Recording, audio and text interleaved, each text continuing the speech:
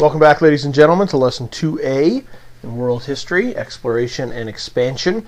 For this video, we're going to be talking about the exploration that Europe went through in the 15, 16, and 1700s, and expansion, meaning the colonization that they did via trade and military campaigns. So the fact that you're here means that you made it through Lesson 1, so congratulations for that.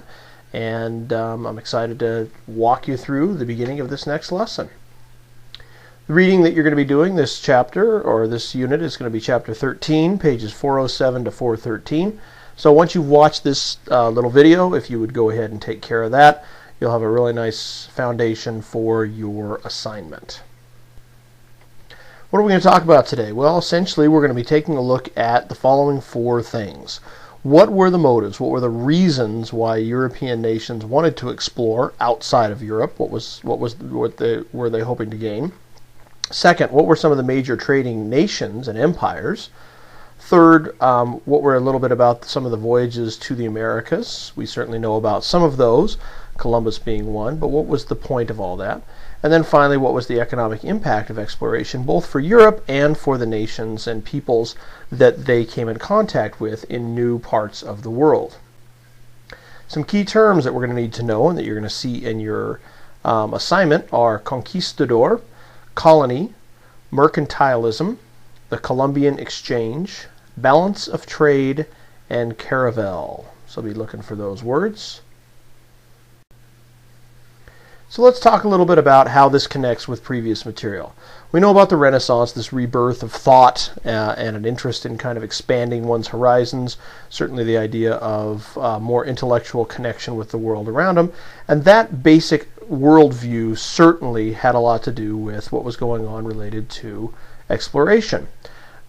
Along with that came new technologies that were being developed during this time frame.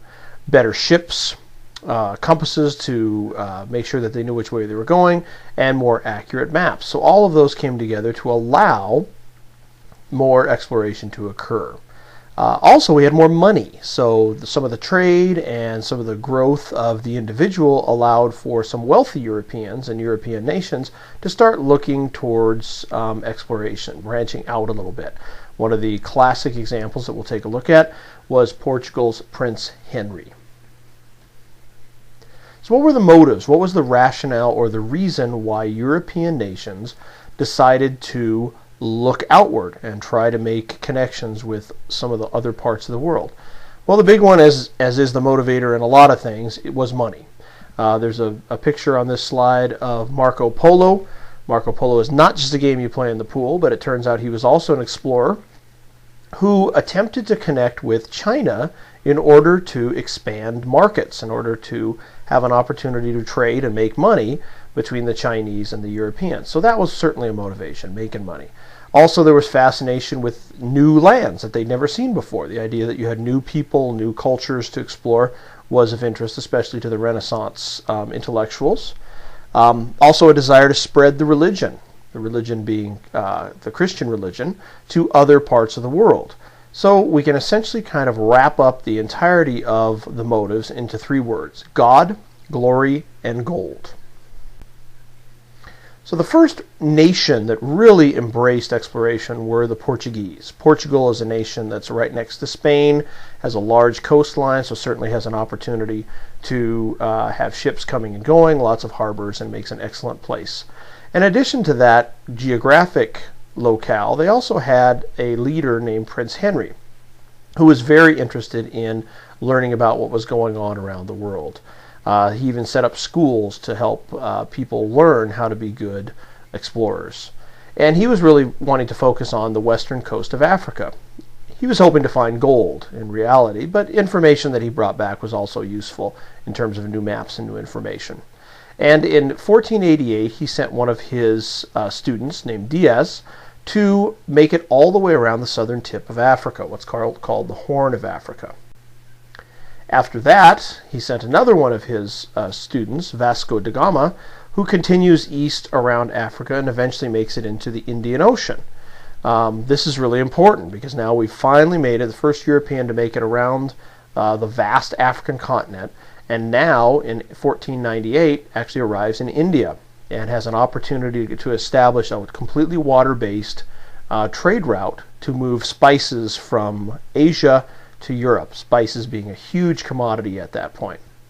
And the Portuguese really jump into the spice trade in earnest, really pushing the Muslim shipping merchants out of the way and monopolizing the market. So the Portuguese are moving east to Asia, around Africa, and the Spanish, who get into it next, into the exploration game next, figure that they can't compete with the Portuguese. They've been there too long, but they'd like to figure out if they can reach Asia by traveling west across the Atlantic Ocean. The Spanish have really good resources and opportunity in terms of money, an opportunity to figure out how to do this. But of course, as we now know, there's a little bit of a problem with that because we have the North and South American continents in the way. So here's a famous guy that we know a little bit about, Christopher Columbus. The king and queen of Spain in the late 1400s hire an Italian navigator to sail west from Spain to try to reach Asia. And we all know, of course, that what he does is he actually reaches North and South America, doesn't know what it is at first, but very quickly understands that he's found essentially an unknown land to Europe, previously unknown land, and he comes back and reports as such to his monarch. And there's a lot of information that he brings back, including some captive Native Americans, and is hoping to go back in order to utilize the resources of this new land to help Spain and to help himself. Well, now we have two major powers that are involved in the exploration game. And now we think of the United States as being a superpower, but back then the two superpowers were the Portuguese and the Spanish. So they are going to start to conflict pretty quickly over who controls what. So the Pope actually steps in 1494 and through a treaty establishes a line called the line of demarcation, which really divides the new regions of the world, new to Europe anyway, into two halves. One half is controlled by the Spanish, according to the Pope. The other half will be controlled by the Portuguese. Now, of course, nobody asked the people that are living in these new worlds, or these new lands, what they would prefer to do, but this is the first time that European nations are really talking about how to divvy up and divide up the rest of the world. And we'll see that a lot more when we talk about imperialism down the road. So the Spanish, through this line of demarcation, essentially begin to control most of North and South America, with the exception of Brazil. That's, of course, why a good number of those countries speak Spanish today. It goes back right to this date. And the Spanish send a group of people called the conquistadors, which are kind of warriors and kind of conquerors and kind of colonists all wrapped into one, to explore and to take over Central and South America and a little bit of North America as well. They set up colonial administrations or governments in these areas, and they essentially set the local people, the native people, to work generally through mining to try to find stuff that they want, which is generally gold and silver. Well, what's the impact of this colonization that's beginning to happen to especially North and South America? Well, it's called the Columbian Exchange, the idea of goods and ideas moving back and forth between North America and South America and Europe. The Columbian Exchange, named after, obviously, Christopher Columbus. And really what happens is raw materials, generally minerals like gold and silver, come from the Americas to the European nations, and then finished goods go from Europe back to North America. So there's this movement of ideas and goods back and forth across the Atlantic Ocean.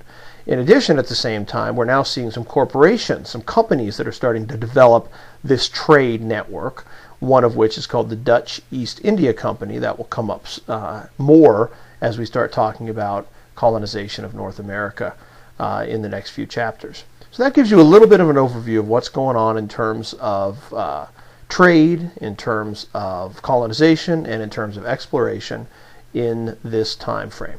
So thank you very much for listening, and we'll talk to you soon.